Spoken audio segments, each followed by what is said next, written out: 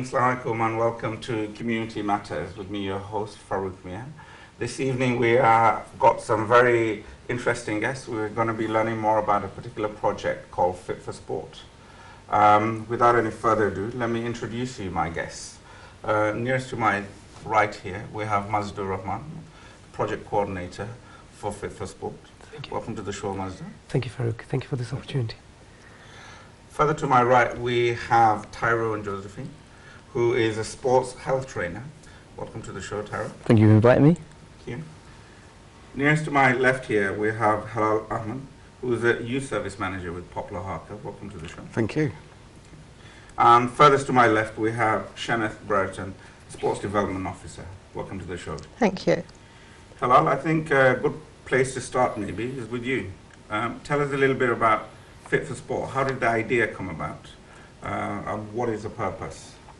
So I think, you know, we all recognise that fitness and health is really important to people, and the opportunity for us to apply to Sport England arose, and obviously we realised that a organisation by itself can't really meet the massive need.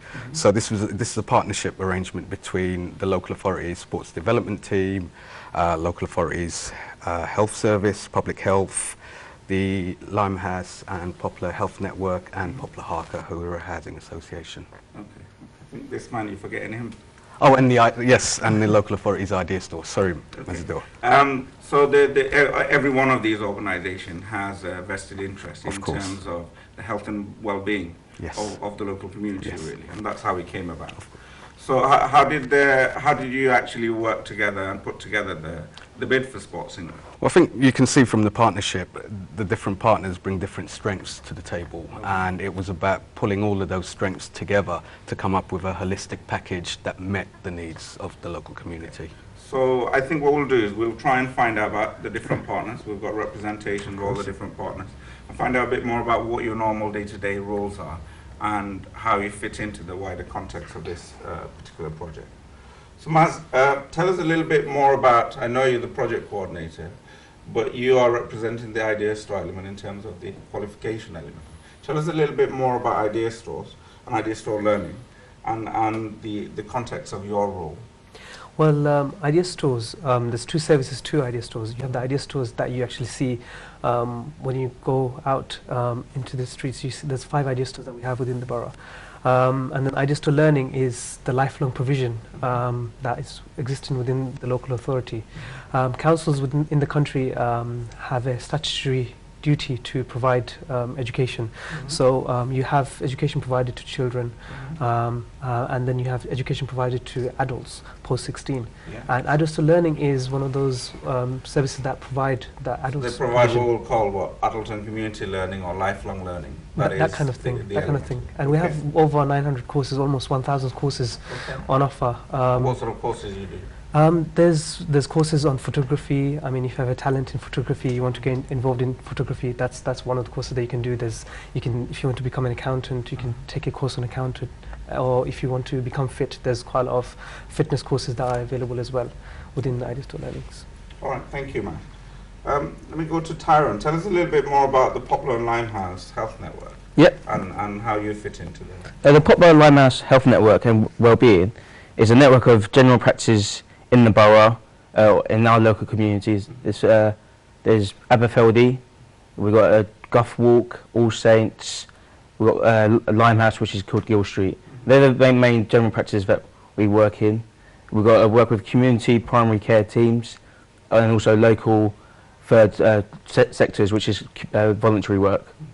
And we also have a responsibility to provide the best quality of services for which is based at patients, focusing on patients themselves.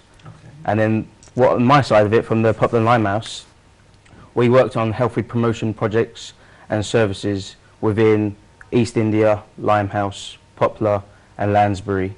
And we just basically tried to provide the best physical and healthy exercises, classes for people in the community, and hopefully overall improve their health. What sort of classes actually take place now, and where do they take place, and how often? The classes that I'm running at the moment, I have a Zumba class for women, which is based in Poplar.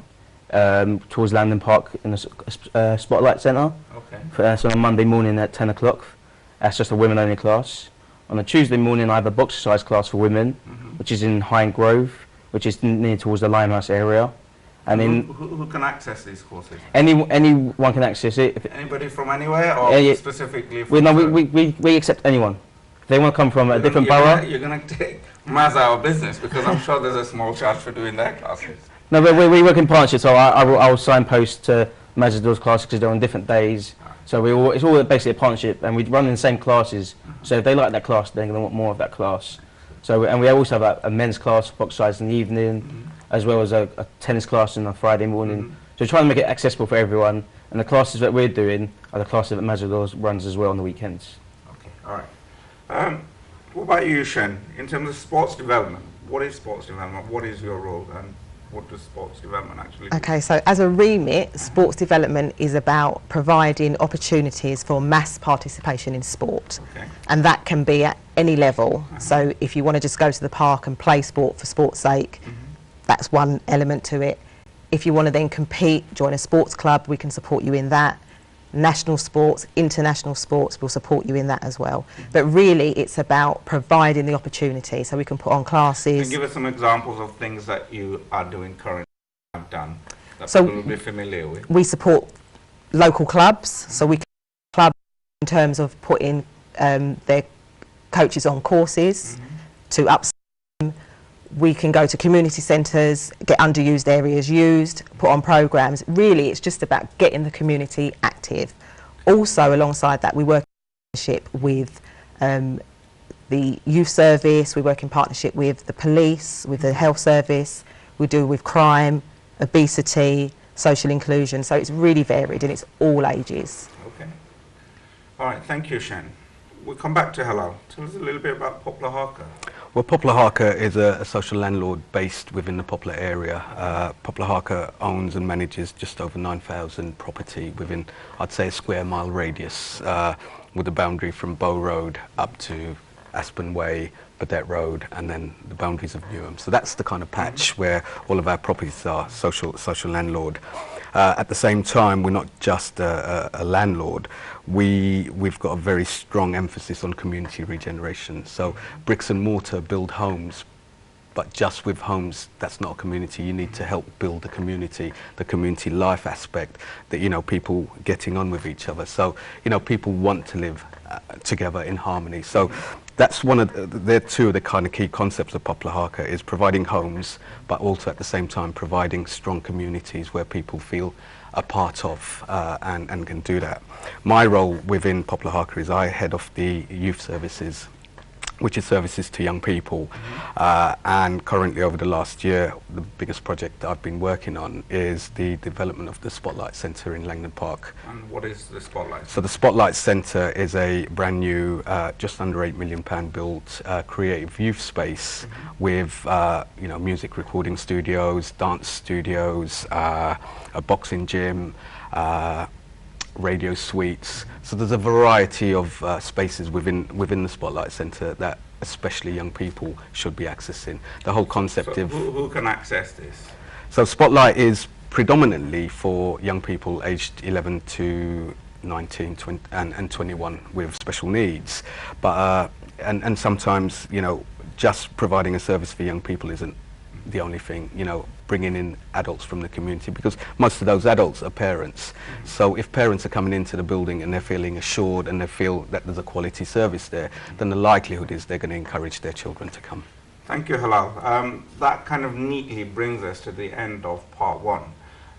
We are talking to the various organizations that are involved in the Fit for Sports project, which is a project taking place in the Poplar and Limehouse area of Tower Hamlets in London. Please do stay with us. We'll be back very shortly.